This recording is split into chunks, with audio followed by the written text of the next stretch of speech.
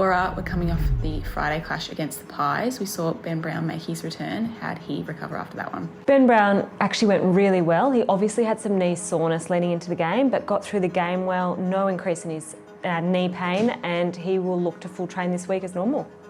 Saw Tom McDonald making strides in his hip rehab last week. How's he going this week? Really good actually. He's actually progressed today significantly. He started doing some agility and we will hopefully aim to integrate him into training late next week.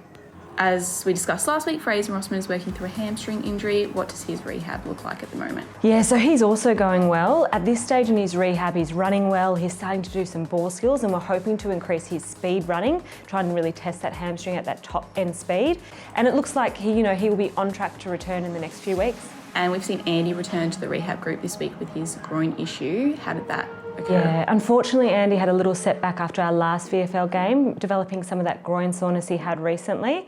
He has recovered well. He had a week off last week because the VFL had their bye. So he will continue to progress in his rehab, continue to integrate back into training and hopefully get a game in before the end of the season.